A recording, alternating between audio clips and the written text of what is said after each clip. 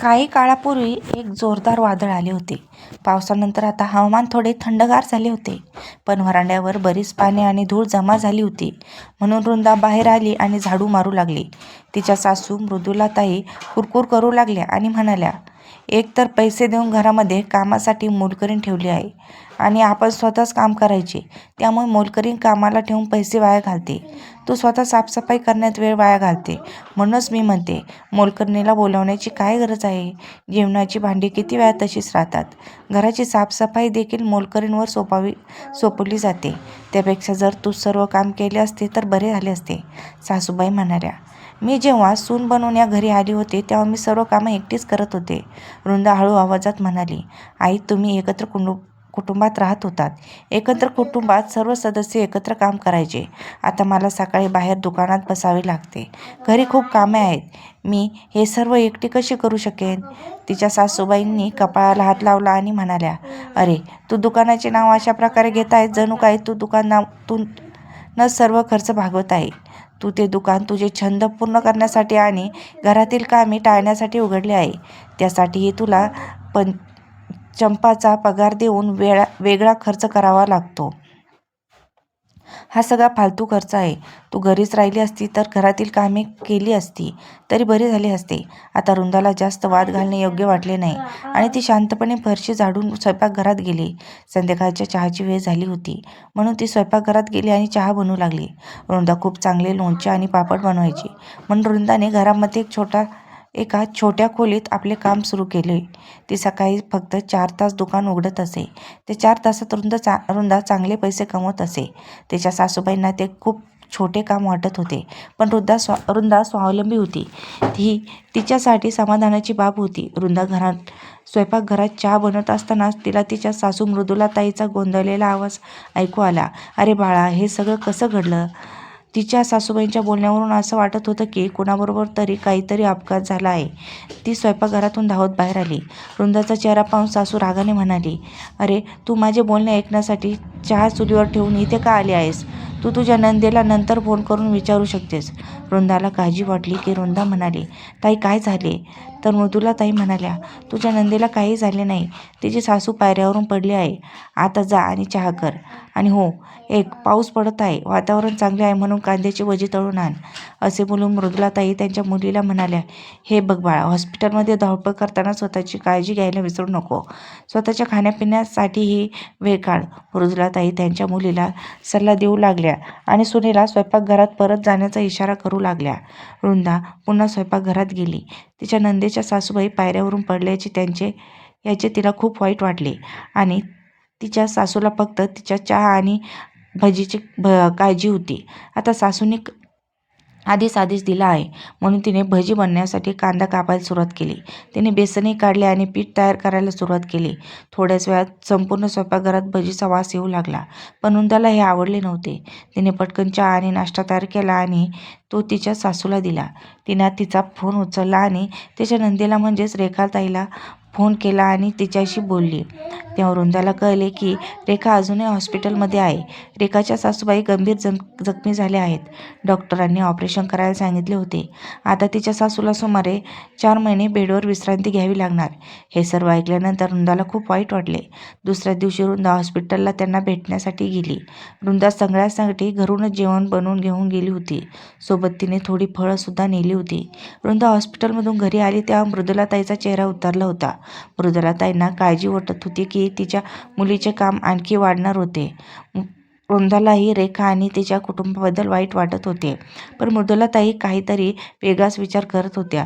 संध्याकाळी जेव्हा वृंदा स्वयंपाकघरात जेवण बनवण्यासाठी जाण्यापूर्वी सासूबाईंना विचारलं की रात्रीच्या जेवणासाठी काय जेवण बनवायचे, तेवढ्यात वृंदाला तिच्या सासूबाईचा फोनवर बोलताना आवाज ऐकू आला आणि वृंदाचे पाय तिथेच थांबले, कारण मृदुलाताई त्यांच्या मुलीशी म्हणजेच रेखाशी बोलत होत्या आणि त्या तिला सांगत होत्या, हे बघ रेखा, लग्न केल्याने सून तिच्या सासरच्या घरची मोलकरीण बनते असे नाही.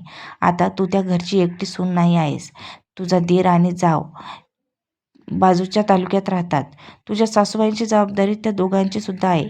मग तू एकटीच जबाबदारी का पार पाडत आहेस? तू तुझ्या जावेला बोलव आणि तिला सांग की सासूबाईंना तू तुझ्या घरी घेऊन जा. तेवढ्यात रेखा मृदुलाताईंना म्हणाली, आई, या परिस्थितीत मी माझ्या सासूबाईंना एवढा लांबचा प्रवास कसा करू देऊ शकते? आणि मी आधीच इथे आहे ना. मग दादांना आणि वहिनींना त्रास देण्याची काय गरज आहे? ते आईंना भेटण्यासाठी गाडीची व्यवस्था करत आहेत. मी सासूबाईंना इथून दुसरीकडे कुठेही जाण्यास सांगणार नाही. शेवटी ते त्यांचेच घर आहे. मग मृदुलाताई रेखाला रागाने म्हणाल्या, मी तुझ्या फायद्याबद्दल बोलत आहे, पण तुला समजत नाही. ठीक आहे, ऐक, तुझी वहिनी आली की तू माहेरी निघून ये. रेखा आश्चर्याने म्हणाली, आई, अशा वेळी मी माझ्या माहेरच्या घरी कशी येऊ शकते? मृदुला ताई रागाने म्हणाल्या, तू समजून घेण्याचा प्रयत्न कर. तुझ्या सासूबाईंचे ऑपरेशन झाले की तू काहीतरी निमित्त काढ आणि तुझ्या माहेरी निघून ये. इथे येऊन आरामात राहा. इतका त्रास घेण्याची काय गरज आहे? तू तुझ्या सासूबाईची सेवा करण्याचा ठेका घेतला आहे का? सासूचे बोलणे ऐकून वृंदाला धक्काच बसला.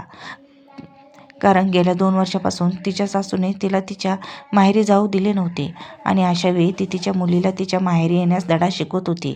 मग तिच्या सासूला धडा शिकवण्यासाठी वृंदाने ठरवले की यावेळी ती तिच्या आईवडिलांच्या घरी जाऊन राहणारच.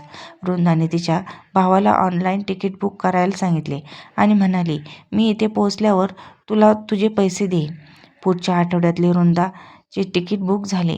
दुसरीकडे मृदुलाताई वारंवार फोनवरून त्यांच्या मुलीवर दबाव आणत होत्या की तू तुझ्या सासरच्या जबाबदाऱ्या सोडून तुझ्या आईवडिलांच्या घरी ये. पण रेखा हुशार होती.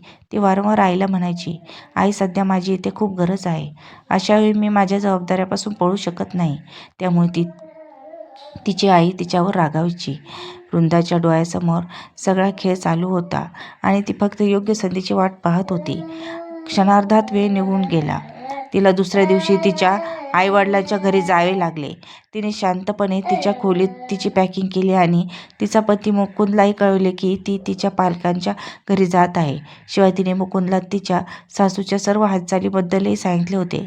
म्हणून मुकुंदने तिला आश्वासन दिले होते, यावेळी तू तुझ्या आईवडिलांच्या घरी जाशील, तुला कोणीही काही बोलणार नाही.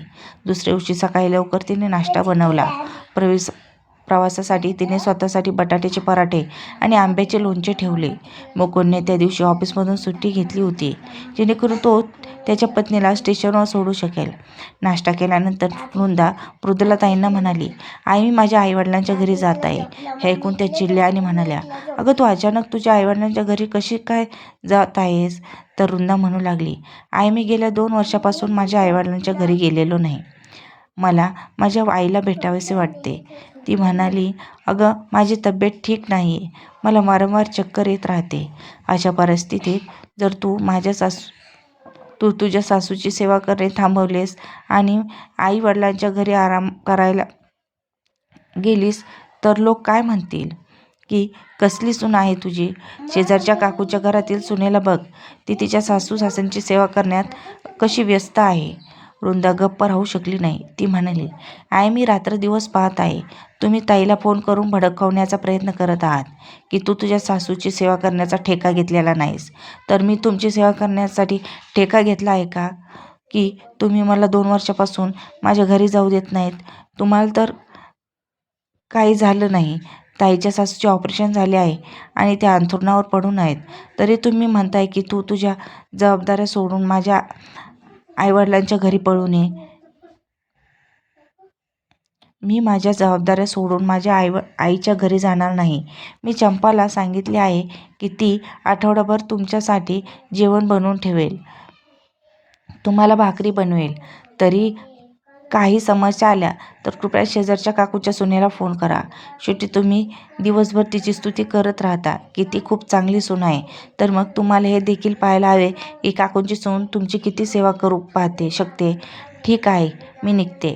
असे बोलून ती नतमस्तक होऊन तिच्या सासूच्या पायांना स्पर्श केला. मृदुलाताईंना त्यांची सून काय सांगत होती ते समजत नव्हते. त्यांना समजेपर्यंत मुकुंद तिची बॅग घेऊन बाहेर गेला होता आणि वृंदाही गाडीत बसली होती. मृदुलाताई घाईघाईने गेटवर आल्या. तोपर्यंत गाडी निघून गेली होती. मृदुलाताईंना तिचा खूप राग आला. वृंदा तिच्या आईवडिलांच्या घरी गेली आणि तिला फोन केला तेव्हा तिने फोनही उचलला नाही. पण वृंदाला तिच्या दुपटीपणा दिसला होता. म्हणून तिने ठरवले होते की ती तिच्या सासूच्या रागाचा तिच्यावर परिणाम होऊ देणार नाही. आठवडाभर तिच्या पालकांच्या घरी राहिल्यानंतर ती परतली. तरी सासू सामान्यपणे वागत नव्हती, पण वृंदाई त्याकडे दुर्लक्ष करत होती. तिने ठरवले होते की ती कोणाच्याही टोमण्यामुळे तिच्या मनाची शांती भंग होऊ देणार नाही, कारण तिने पाहिले होते की तिच्या सासूचे मुलीबद्दल आणि सुनेबद्दलचे विचार पूर्णपणे वेगळे आहेत. म्हणूनच तिने ठरवले की ती तिचे कर्तव्य पूर्ण प्रामाणिकपणे पार पाडेल, परंतु तिच्या इच्छांनाही महत्त्व देईन, कारण त्या घरात अशी सासू नव्हती की जिच्या सुनेबद्दल विचार करेल. म्हणून तिला स्वतःसाठी विचार करावा लागला आणि सर्व निर्णय स्वतः घ्यावे लागले. असो, तिचा नवरा तिच्यासोबत होता, त्यामुळे तिला फारसा त्रास झाला नाही. तिला फक्त तिच्या सासूच्या टोमण्या आणि उपहासाकडे दुर्लक्ष करायला शिकायचे होते. तर मित्रांनो, तुम्हाला वृंदाचा निर्णय आवडला का? कमेंट बॉक्समध्ये नक्की सांगा. गोष्टीला लाईक, शेअर आणि चॅनलला सबस्क्राईब केलं नसेल तर जरूर करा. परत भेटूया अशाच कथांसोबत. धन्यवाद.